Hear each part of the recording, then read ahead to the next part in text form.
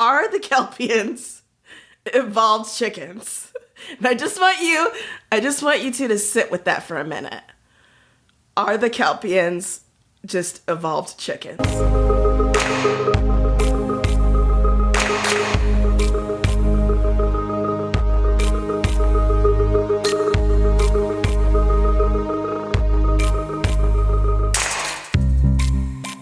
Hello, friends. Welcome to the latest episode of the Star Trek Discovery Recap FREQcast. I'm your host, Anita Sarkeesian, and today I've got two of Starfleet's best and brightest with me. One is boring old Ebony Adams. I don't even know why I got assigned to this ship. I actually missed you last week, so I'm glad to be back with you. I missed you too. Yeah. And we have a very special guest who is an overly enthusiastic Star Trek fan, which we love, Sarah Gulde. Hi, thanks for having me. Hey. We are so excited to have you. But before we head out on today's away mission, I want to ask each of you to help us keep bringing all of this hot Star Trek jibber jabber to the airwaves. You can pitch in a few bucks at d.rip/femfreak to help us keep making all of Feminist Frequency's great podcasts. Because it takes a village to raise a podcast. A Kelpien village. Oh! Hey! All right, Sarah, we are so excited to have you on our podcast this week. You have been in the Feminist Frequency family for several years now, and you are a huge Star Trek fan. I am, since 1987 when Next Gen started on the air. You're not that old. I'm super old. She was just a little baby. She was just a tiny wee baby in her crib watching Star Trek The Next Generation. No, I was 7, and I thought Will Wheaton was like the coolest kid ever because he got to live on the spaceship. Oh my goodness, that's so funny. That's why when we were on the Joko cruise, you were like, oh my God, you're talking to Will Wheaton. Yeah. Oh my God, you sweet That summer totally child. I finally met him, and we tried to take a selfie, and I was so nervous he had to take my phone away from me and do it for me because my hand wouldn't stop shaking. Aww. Oh, that's so sweet. That's cute. So just so people know, Sarah, you spend quite a lot of time talking about Star Trek. Like, you don't just do this with us, but you actually go to panels and stuff. And in fact, you were at the big Creation Con in Vegas on a panel with Marina Sirtis last year, right? And you do this kind of stuff fairly frequently. Yeah, actually, I did that panel with Marina and with Mary Chieffo from Discovery last year. I was on some Star Trek panels at Dragon Con in Atlanta. And if you're in the Portland area this weekend, I'll be on a panel at Wizard World where we'll be talking about diversity in Star Trek and how it's evolved since 1966. Yo. Amazing. Ebony and I just sit in our pajamas talking about this shit in like our closets.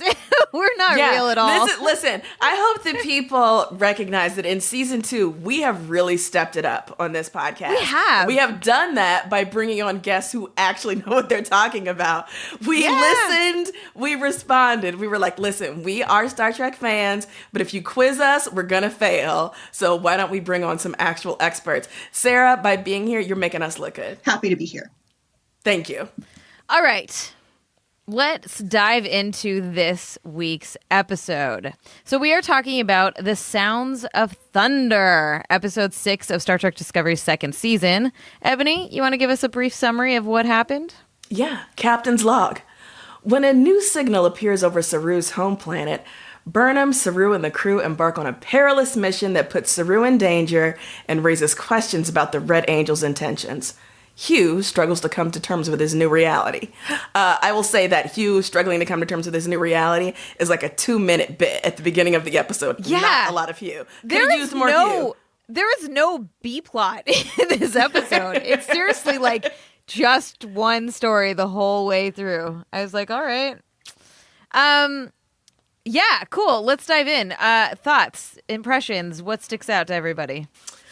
Okay, for me, I just recently watched the Star Trek shorts that are available on CBS All Access, so I was really prepared for this Saru episode. I mean, I'm prepared for any amount of Saru I get in Discovery, but like an all Saru episode, the one in the first season, was fantastic, one of my favorites, was prepared to love this one. I didn't love this one quite as much, although I still did enjoy the episode. But the reason why I could never settle completely into it is because it seemed like, I don't know, I wasn't entirely comfortable with the kind of like colonialism, imperialism analogy that was at play. You know, the notion of like Saru's people being, you know, these this fairly simple, harmonious species that is, you know, dominated and oppressed by the Baul, and who have been prevented from like achieving their full potential. Like, I see what's going on there, and I felt it, but I also felt like you have to be really careful when deploying those kind of tropes that have parallels to like real ass people. I don't know. Am I reading too much into it? Probably. No, I think that there's something like I don't have strong feelings about this episode one way or another. I'm not like, oh, it was terrible or oh, it was really good. Like, it was very sort of neutral for me, which is also even with all the Pike you got.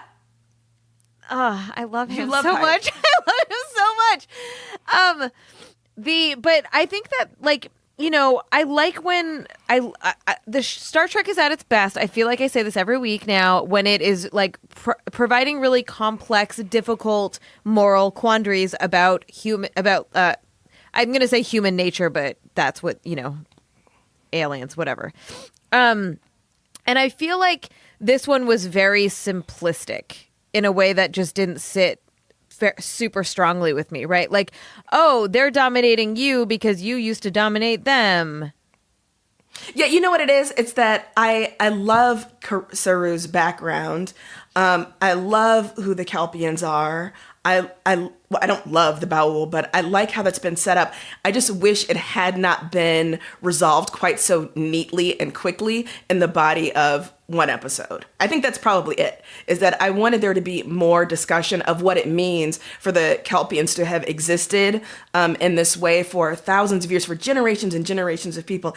And you know, so to have this kind of like Deus Ex Machina come in, you know, literally in the form of the Red Angel, who's going to turn out to be Spock or something. Oh my God, that was totally, that's in my notes. I was like, it's going to be fucking Spock and it's going to make me so mad. Fuck. I don't know. I don't know. So, Sarah, what do you think? First of all, I don't think it's Spock because he said he saw the Red Angel when he was a kid. But maybe he becomes the Red Angel through like some thing that happens when he like confronts the Red Angel. Maybe it's like the Slayer in every generation. Yeah, I'm thinking it's like Saru from Universe D, or not, I'm sorry, Spock from Universe D, like an advanced Spock, in the same way that we got two Spocks in the J.J. Abrams movies for a bit. I'm putting money on it right now. Not a lot of money, but I am putting 4 Quatlus down that is going to wind up being Spock. I mean, that's one thing I really like about this show. Like, we know this is going to end up with Spock back on the Enterprise, but it's going to be fun just watching how it happens.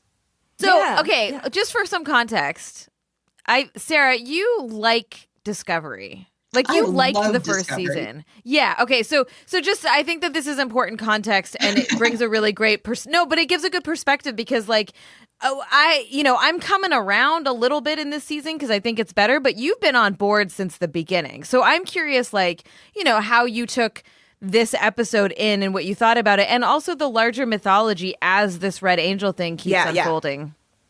Yeah, so I was actually really relieved because in the first season episode where Saru's anxiety got taken away, he kind of went crazy and he was like, okay, everyone, we're going to live on this planet from now on. And so I was worried he was going to do kind of the same thing and really lose it. But instead, he had a somewhat more nuanced response in that I felt like he had the same response that we all kind of have when we find out about injustices for the first time. And he was angry and he wanted to do something about it. But he didn't just go crazy with the power of not being anxious 24/7. Yeah, there was some interesting stuff happening around his like fear response being gone or lowered or what. I don't know what they landed on with that, and how he speaks to authority, right? Like, some of his fear response is like was keeping him in his place, and I thought that dynamic was really interesting. I loved when he's sitting in the captain's chair and Pike just stares at him. The look on Pike's face was priceless, and I didn't understand what was happening for a minute, and then I was like, oh shit, Saru doesn't feel fear anymore and doesn't like authority doesn't mean much to him without that fear. Yeah, I mean, like, week on week, Saru and Tilly are doing the bulk of the emotive work in each episode. And maybe I feel that way because I love both of them, the most in Discovery. But despite the fact that, the kind of heart of the narrative arc of this show itself is about Burnham, or was about Burnham, Tilly and Saru have both been allowed to do so much, and I'm so grateful for it. I think one of the other things that I thought about this episode has to do with my reaction to Saru's living Vaharai, meaning that, he loses his threat ganglia. And I don't know, like, I loved, as a person who really struggles with anxiety, I loved the representation of Saru as living with his fear, and that just being like a constant low level reality for him, and sometimes high level reality for him.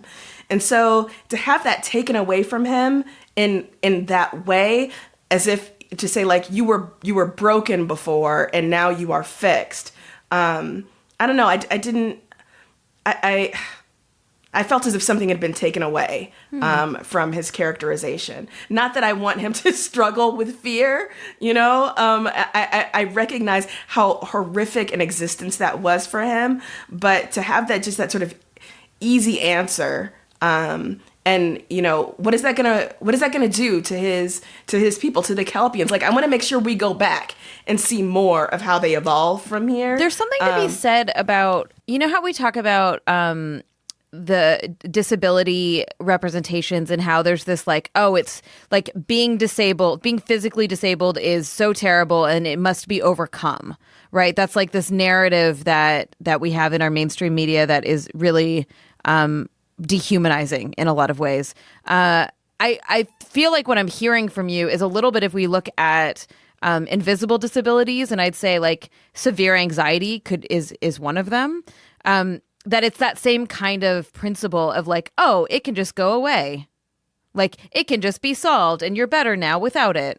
Yeah, and Sarah, you had mentioned something before we started recording about the trip of, like, in Star Trek specifically, about disability as a superpower. Can you speak on that? Yeah, so that's been a theme for a long time. Like, in Next Gen, you had Geordi LaForge, who was blind, but that becomes his superpower, where with some technical assistance, he can see more than an ordinary human. And then in the first season, we had an episode where, because Saru has his anxiety, he can sense threats. He could pick out which ship Lorca was in, so they knew not to fire on him. So his anxiety was his superpower. And now they've taken it away. And I mean, it's really cool that he can shoot spikes now, but that's not exactly the kind of superpower we were looking for. So I'm kind of wondering who he's going to be now. I mean, he is this person who, and I think maybe this is what you meant, maybe that they took away this representation of someone who, in spite of having anxiety every day of his life, just absolutely excelled in Starfleet. He didn't just survive, he rose to the top. And now he doesn't have that anymore. Who is he? And who do people see themselves in on the screen now? Yeah, and of course, I mean, this is not something that, the writers are unaware of. I mean, we start the episode with Saru saying, who we are shapes us, where we come from shapes us, and no matter where we go after that, that's always going to be part of us. So I will be interested to see how this plays out as Discovery goes forward. But I have to admit that, yes, while not wanting my poor baby Saru to suffer unduly, I did feel a little something when he lost his threat ganglia and lost that sort of like vital part of who he was. I don't know. So I'm concerned, like, so they figure out how to force the Vaharai to happen. And they just do it without warning. And all of a sudden, like, I'm guessing millions of Kelpiens are all of a sudden, like, going through this thing that they associate with death. Mm-hmm. Like, how? And yeah, like, no one told them. No one asked them. Right? Yeah, and also after it happened, they're just walking around with their ganglia in their hands. And I was like, would you be walking around with, like, if your ear fell off? I don't know. Maybe you would.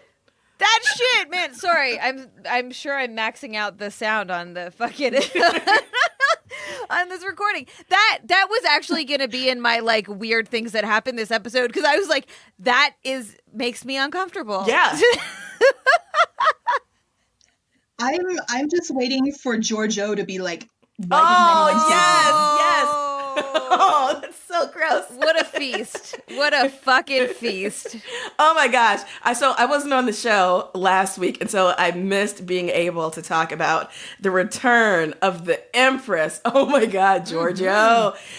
She's hot. But speaking about the return of folks, oh my God, I don't want you to think that I did not like this episode because I actually really did enjoy parts of it. Like at this point, I just sort of settle in and know that I'm going to enjoy myself while I watch it. At the same time that, I roll my eyes probably 67 times at least in the first 10 minutes. But speaking of Giorgio and Tyler and Culber, this show has a hard time letting anyone go, Yeah. It really does. And so it's hard to take any of the stakes seriously if indeed everyone can come back. The profound grief that Stamets went through when he lost his husband, I feel like it's kind of a cheat that Culber is back, It's a do-over in a way, and it's a do-over that allows us to still have Tyler on board and have that not be weird, right? Like, oh, Tyler killed you. Not really. Oh my God. He's here. Because Tyler fucking killed him. Yeah, and I'm like, no, that's a cheat. That seems like a cheat. And so in as much as I love Wilson Cruz, who is gorgeous, and I really still am hoping, oh God, at least open up that marriage. I can't just have him be with Stamets. I can't. It fucks with me, But the fact that like Tyler is back, George, like everybody is back. I guarantee you we're gonna see Lorca again. Like no one dies in this universe. No one dies on this show. No one goes away forever. Yeah. So the Culber stuff, I feel like they did a real disservice to have it be like 2 short scenes.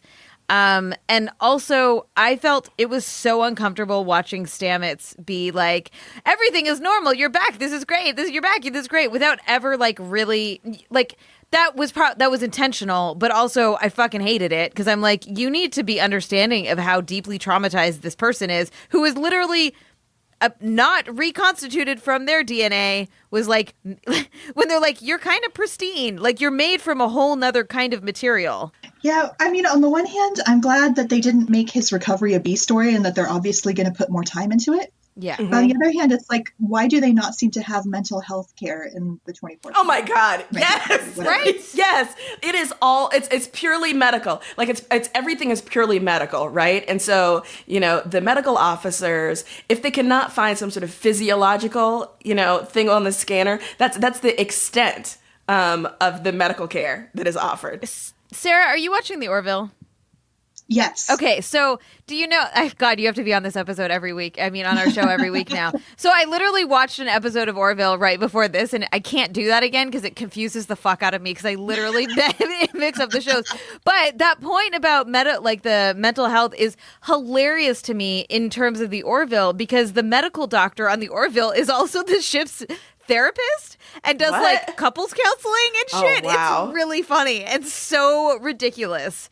It's so ridiculous. As if, like, being a medical doctor means you also know, like, mental health. Well, on Star Trek, the same thing. Like, their competence porn is that if you're good at one sort of science, you're good at every kind of science. I mean, I love Tilly, but we have not had a single issue on board that ship that she has not been like, yes, and then if you do A, B, and C, you can do it in wildly disparate fields. Yeah, that's one thing Star Trek really struggles with is depicting good mental health care. In all the shows, I'm thinking back to Next Generation, even though you had a ship's counselor, she just kind of more like mediated between people. She didn't like seem like she had a degree or anything. Is there mental, outside of Deanna, is there anyone else in the Star Trek universe that like is mental health expert? In the very last season of Deep Space Nine, when they replaced Jadzia Dax with Ezri Dax, Ezri was some kind of counselor, but I think that's it. Yeah, well, now we know what the next thing we need to lobby for is real mental health support for our Starfleet officers. Well, listen, I think clearly this podcast has been a game changer. They took on board all of our feedback from season 1.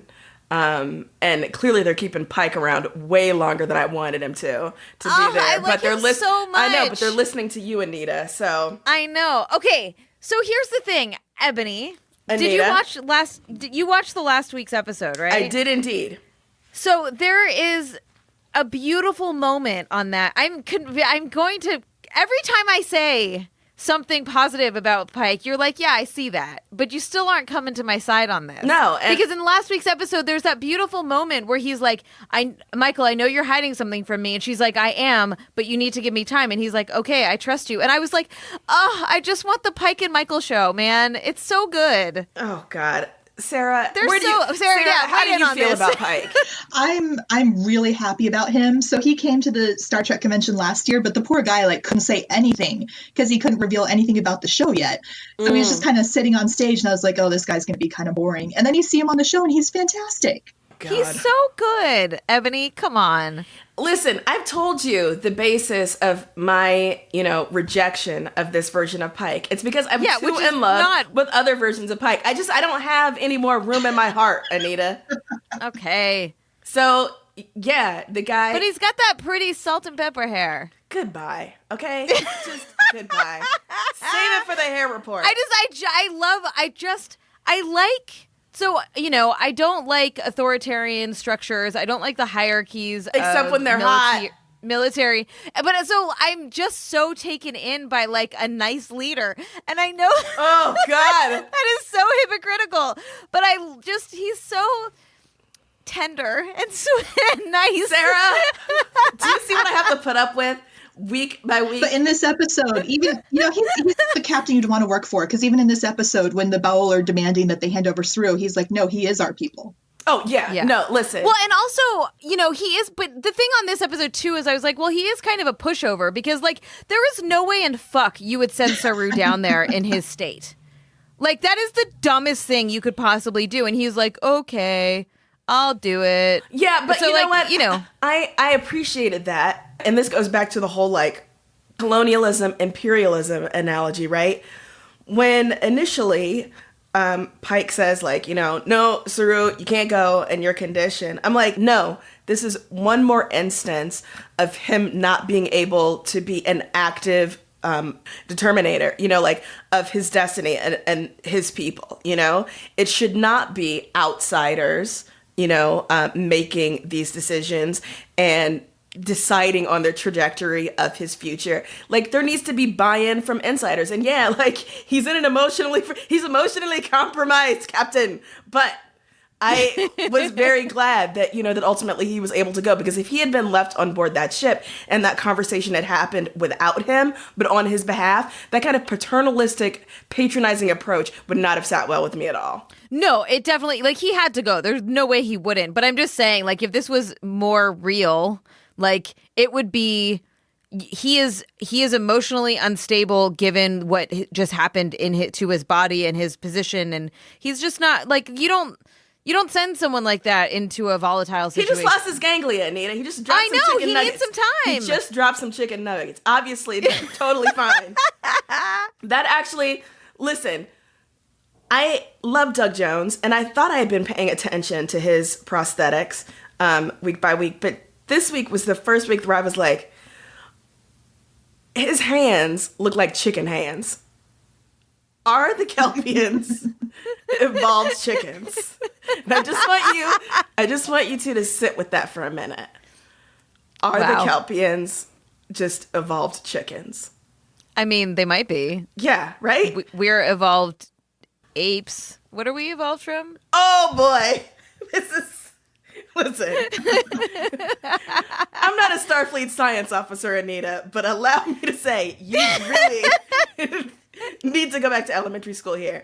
But, yeah. Yeah, their hand, and I noticed the hands when it was his sister specifically, because she holds out and touches Michael. The moment where she sees Michael for the first time, I was like, oh, that was really a sweet, interesting moment. Like, I liked that interaction of the first contact interaction that was happening there was, you know, she's like, this is a translator and I'm a human and hello. I love how they do that on Star Trek and on the Orville. They make first contact like such a special thing to everyone. Like everyone gets so excited about it. They're so happy to do it. It's like joy for them. It's very cute. Can I pee in the punch bowl real quick? No, you can't ruin this, Ebony. I'm sorry, but this is something that drives me bananas. If you, as we humans, were suddenly confronted with our brother who had been missing for 18 years, and he came back with an alien species, I want to see you hit the ground in shock. I want to see some fainting. I want to see some screaming. I want to see some minds breaking. Just because you would react like that doesn't mean everyone would. So try and tell me that you would just be Although the Kelpiens would, right? Their fear response would be like, yeah, exactly. Hide. You know, like I'm just saying, if your long lost brother appeared out of nowhere and like there was an Ewok next to him who was like, yo, your brother and I are good friends. We've been hanging out for 20 years. Let's get some tea. You would need some time to take that shit on board before you were like, come into my dojo and let's have some tea. Okay, I'm seriously fucking up the Orville in my brain because I literally watched that big First Contact astrology episode right before this one. And so there's a moment where they're like, They just had first contact, and then two of the characters are thrown into a concentration camp. Two of the like equivalent to Starfleet characters, and I'm like, how is everyone in there not losing their shit over the way that these people look? Like one of them is not like exactly human looking. I'm just saying. I in that instance, I agree with you. I mean, I get and they brushed it off by being like, oh, people are at least not staring anymore, and I was like, okay, that would be weird. I mean, yeah, like maybe I'm not giving the Kelpiens enough credit. Clearly I'm not. I'm just, okay, like I shouldn't, project my shitty behavior onto this evolved chicken race. You're gonna get us in trouble, Ebony. I don't know how, but you are somehow. I know. Well, we get in trouble every week. Like people find something to write only in Ebony. about every week, to be like, happy slapping the keyboard to tell me stuff that I got wrong or that we got wrong or whatever. So I'm prepared for it. I got to take a week off. I'm ready to take my punishment. Okay, I want to talk about the Red Angel a bit. Okay. Sarah, what do you think is happening here?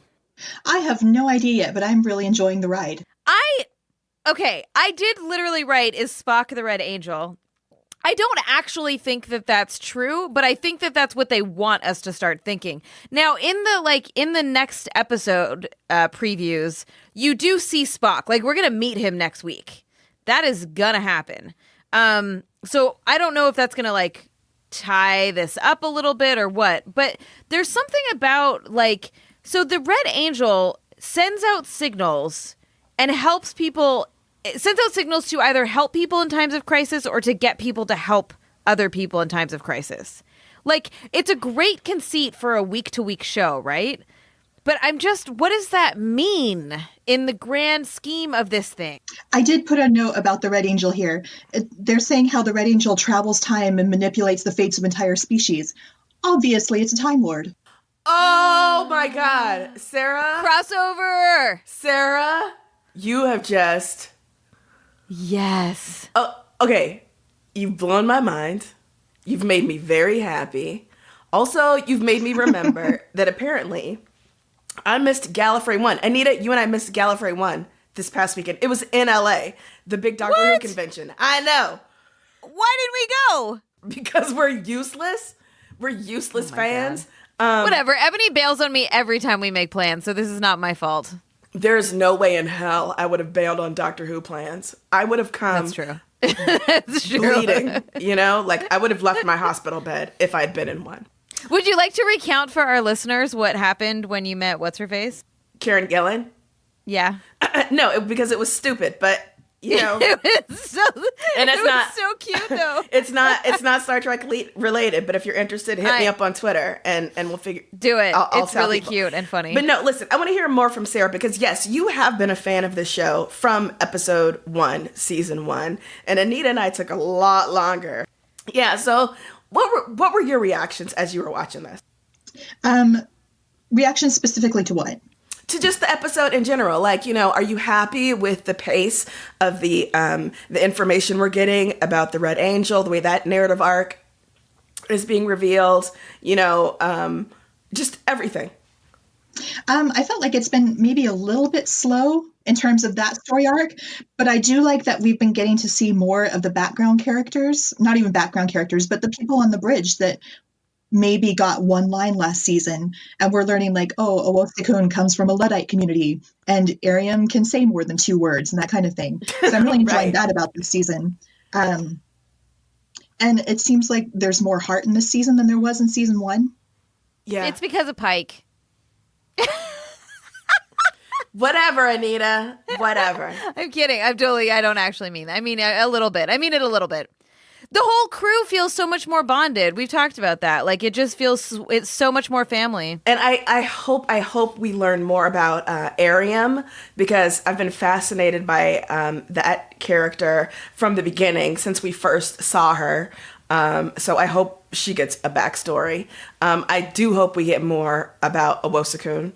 I hope that she finally snaps on Pike one day and is like, quit calling me Owo. My name is Owosakun. We've had this conversation, Captain. I will contact Starfleet HR if I need to. Oh, one other thing I want to say about the Red Angel before we move to the next segment is, so at the end, when Pike goes to Tyler and is like, I'm sharing information with you because that's what we're supposed to be doing because I'm a good human being and you're a fucking monster. Tyler's response was really weird to me. Like, I liked his commentary about, like, war took a toll on us and some of us are still torn apart about it. We don't want there to be another war, blah, blah, blah, blah, blah. But, like, I don't know why Tyler is being so defensive. And I guess some of it for me is that, like, I don't really buy that Tyler is super emotionally invested in Section 31. Like, I don't think they did a good enough job to be like, he is fully immersed and on board with this, like, with Section 31 and is, like, in it in the same way, like, to create that sort of adversarial moment. It felt very forced to me. I did buy it because it seems like Tyler's uncertainty or his inability to kind of sell that to Pike reflects to me his own uncertainty about Section 31. I think he feels as if it's his way back in to the Federation. It's a place where he can be now and do some good.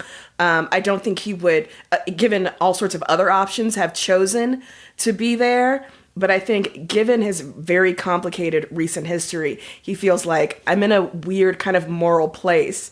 And so it feels like that's where he should be. I don't know. Sarah, did you have any feelings about that? Yeah, I feel like Section 31 is the only thing he has left. Everything else has been taken away from him. Yeah, I mean, that's fair. Yeah, even his own identity was taken away from him. His child was taken away from him. Oh, his little gray baby. So, like, he literally has nothing else left. And then, of course, then Joe starts manipulating him. And what else was he going to end up doing?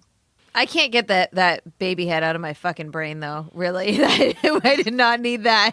Whoa, I couldn't believe they went there with that little doll head. Like, they straight up killed a Klingon baby in this show. If nothing else, Discovery went there. They did that. All right, let's move on to highly illogical. This is a section where we talk about things that made no sense or just so absurd or, whatever you feel like noting. Ebony, what do you got? Okay. I always want to talk about Saru. I recognize that this is a ridiculous thing to focus on, but I'm worried about Saru being lonely in the Federation. Okay? Aww. If Saru is not asexual or aromantic, is he going to be able to have, like, intimate partners? This is a stupid thing to worry about, but I'm worried that he's never going to get to have Kelpien sex again. You care so much about him. I do. He's my favorite. But he can go home now. I was very glad about that. And the first thing I thought when his sister was like, you can come back anytime, I was like, oh my God, yes, he can go home and get laid. And I literally thought that. Because it's been 18 years. And again, he may be asexual. He may not have that particular need. I don't want to, deny that possibility. But if that's not true, I want Saru to have someone because he's so wonderful. And if he wants love, physical companionship, I want him to be able Maybe to have it. Maybe you should be his partner, Ebony. No, I do not want that. I do not think of Saru. Do you remember our very first episode where I was like, I guarantee you there's going to be fanfic written about Saru. I have not gone to check that out, but I bet there is tons on AOC. So don't link me any, but I guarantee you people are finding ways for Saru to dip his wick. Sarah, did you have anything that you wanted to point out as kind of weird, something you couldn't stop thinking about? It's an ongoing one, but that's the whole thing where the Kelpiens can sense danger, or they can sense death, or they can sense threats without actually knowing it's there. That just seems like that makes no sense to me. Well, and also like when they were in the Baul stronghold or whatever, it looked like Serana's ganglia wasn't really out for a lot of it. And I was like, this seems like a time when your ganglia would be going crazy. Like them shits would be like straight ironed out from your head. They would be out so far, Also, okay, sorry. I now have 4 things. Holy shit. Okay. I thought I wasn't going to have any, but now I have 4. Okay, you ready? Uh-huh. First, you know how white people are racist to people of color and think that all people of color look the same? Oh my God, Anita, what are you about to say? Well, the Kelpiens all look the same. They do. That scene where they all came out, I was like, yo, why didn't you at least manipulate your prosthetics a little bit different? Like they all look the same. No, they for did. real. There was actually one point where I was like, except for gender, right. But at one point I was like, did they actually make Doug Jones do every Kelpien? Because that would have been amazing if they had just made his clothes change a little bit and they just changed where he stood on the beach and then composited that shit that's together. what it fucking looked like. That would have been amazing. Right? Uh-huh. So apparently I'm racist towards Kelpiens, or they didn't bother to make any of them look any fucking different. Whew. All right, so that's one. The other one, which Sarah brought up, is the darts that shoot out of where the ganglia were. I was like, that went without comment. How did that go without comment? Holy shit, I can just do this thing now. Well, they did mention earlier in the episode, the doctor told him, your cartilage where the ganglia was seems to be reorganizing itself, almost like teeth. Right. Yes. My question about that is, does he have to collect those and put them back in, or does he keep I'm serious. Does he regenerate them? Good what question. Are they made out of? Yeah. He just lost his baby teeth, his baby spikes. Shut up. If you could, imagine if that's how you got rid of your baby teeth as you grew up, they just shot out of your head like that. That would be amazing. Oh my God. I would love that. Okay. The other one is actually a moment I loved. I absolutely loved when Saru's sister Serana said, "Do humans from Earth drink tea?" Yeah. I was like, I love you. This episode can stop now. This is the most amazing thing ever. Oh my God, Anita, you are such a beautiful greeting. Ball. Yeah. What a beautiful greeting. Also, did Michael say I'm a human from Earth? Because I was like, how does she know you're from Earth? Yeah, she said I'm a human from a planet called Earth. Okay. Got it. Good. I just have no memory. Cool. Okay. The last thing that I'm going to say is I'm going to retract a statement I made previously. So I had said that I don't think Sonequa Martin Green is very good in a previous episode. And that's not true. And I've been feeling really bad about having said that. I think that she's great. And I really I like this season. I think that when the text and the dialogue is bad, she doesn't know what to do with it.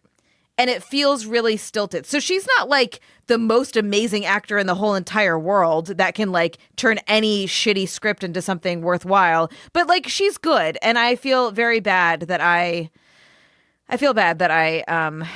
said otherwise.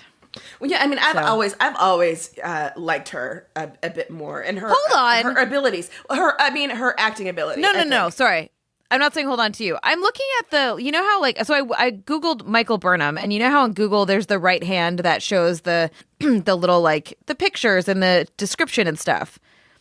It says that her significant other is Gabriel Lorca. In the mirror universe. Yeah. Oh, that is such a weird thing to have like here. Other her was with Lorca, was with other Lorca. Yeah. Right. Okay. Cool. But like Great. this her was with Tyler. Are people why don't they note that? I know, man. Whatever. All right. Let's before you go, on. I forgot I had one more.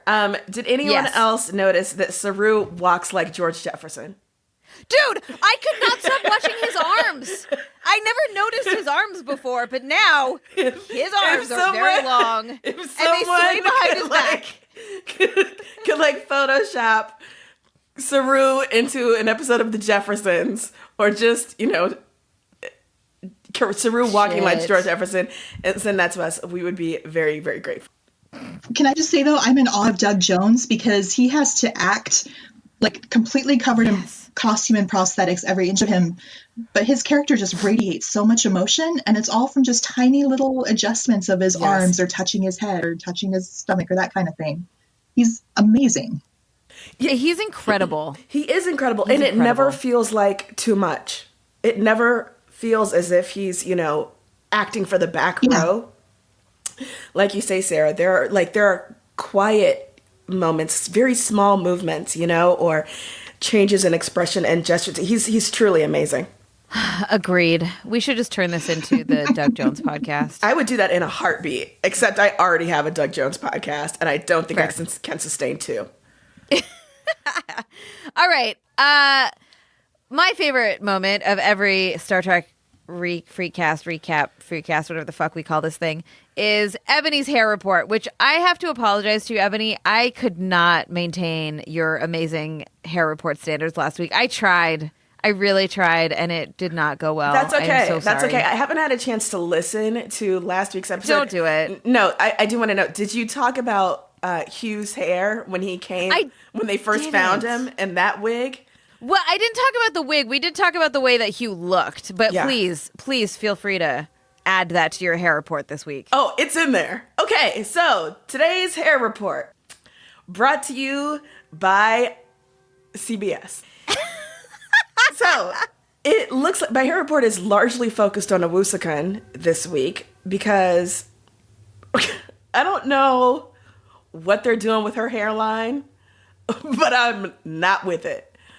She needs to get those crochet locks redone, and quickly.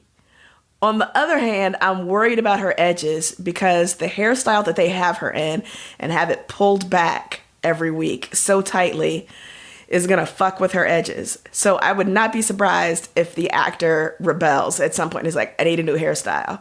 Because all that crochet hair has got to be heavy. But yeah, Owusu, normally I give you an A+ every episode through no fault of your own. It's coming in at a B- C+ this week. Oof. I know. That's low. Michael's hair this week, the less said the better. Look dry, look shapeless, not happy about it. God, I really hate her hair. I hate what they do with her hair, man. Why? It's that wig. I don't know. It's really bad. It doesn't sit right. Sometimes they get it right and sometimes they don't. And I think maybe they get rushed and she doesn't get a chance to look in the mirror and be like, nah, y'all got me fucked up. Because sometimes it looks great, but this episode, T to B, not happy with it. Okay.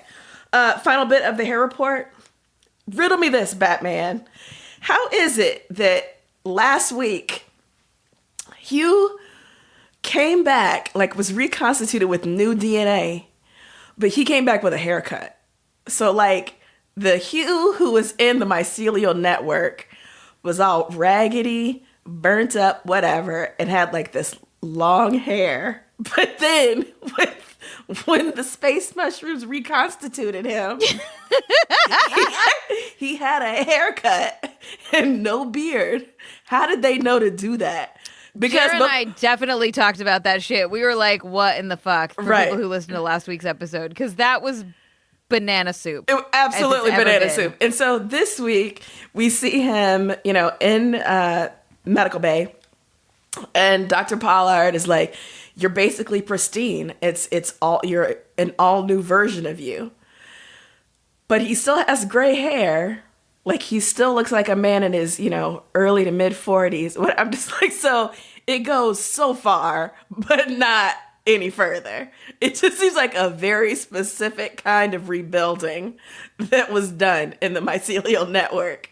And I, for one, would like some explanations. But I will say, it is mushroom magic. His hair did look great. Wilson Cruz is a gorgeous man. I am glad that he is back. I just think I have grown to tolerate and sometimes very much like Stamets. Yes, you heard it here first.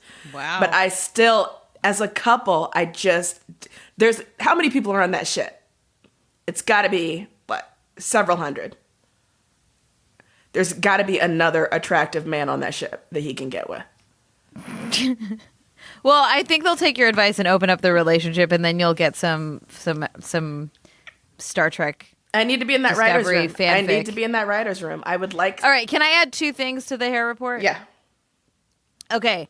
So I was talking about how I liked in last week's episode Tyler's messy hair. Like, that was really working for me. Anita.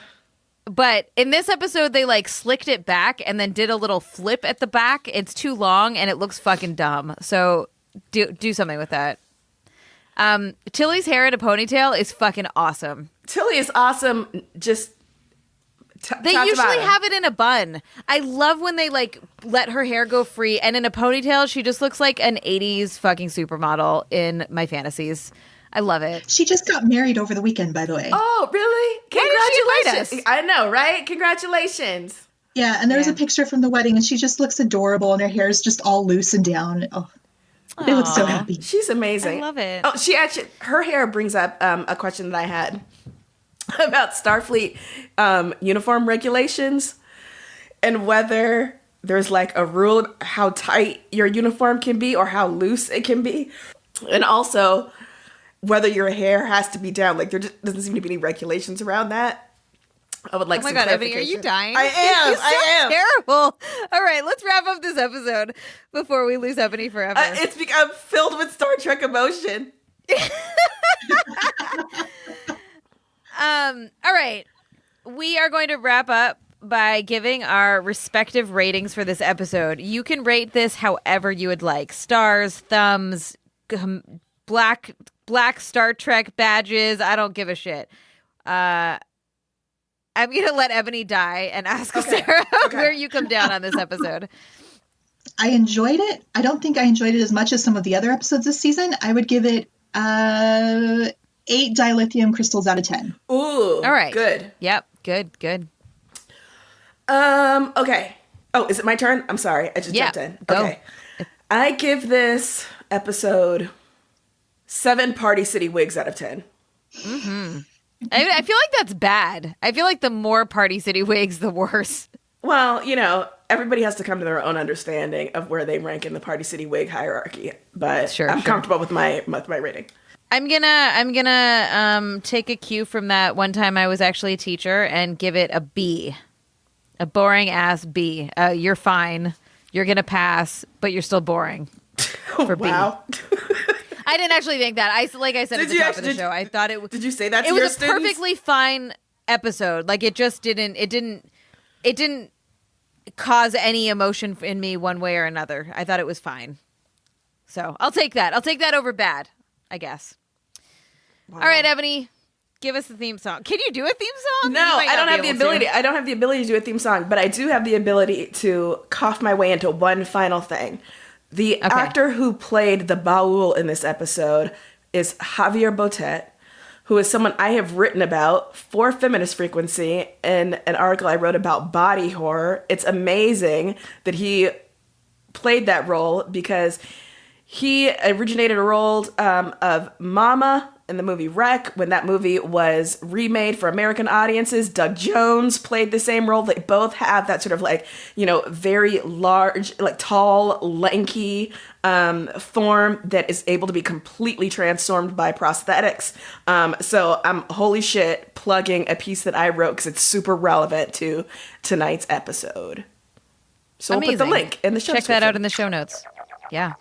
All right, you can get mad at Ebony for being sick and not giving you a theme song this week, and I can't sing, and I'm not going to put Sarah on the spot. So that's it for this week.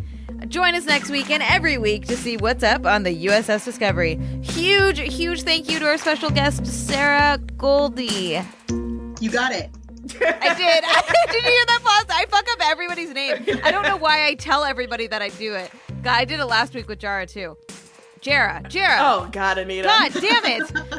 Anyways, where can folks find you? Do you want people to find you? If you want people to find you, where would they find you? You'll find me at any Pacific Northwest convention, Emerald City Comic Con, Rose City Comic Con, on Twitter at Sarah Miyoko, Sarah, M as in Mary, Iyoko. Yeah, I think that's about it. Wonderful. Awesome. Hey, and if you like the show, or our main show, Feminist Frequency Radio, help us keep making it. Head over to d.rip/femfreak to become a show backer and get access to exclusive perks. Or you can head over to feministfrequency.com and make a one-time, very appreciated donation. If you'd like to support the show but don't have any Gold Press Platinum, we would still love for you to rate and review the show. So if that's easier for you, no, that's not what that says. I read the words wrong. You were doing so well. Okay, there's actually a review of our show that's like, Anita not knowing anyone's names is not cute. Whoops. Sorry. They like you. They love you, Ebony, though. So go to our iTunes page. Tell Ebony how much you love her. I don't need to hear your opinions about me. I already hear enough of that shit. But yeah, do rate and review us if you could, because it really helps other people find our show. Big thanks go out to our producer, Taylor Simmons, and Sarah Norales for technical support, and Ray Avalar for design wizardry. We'll see y'all next week. Bye, everybody. Bye. Bye.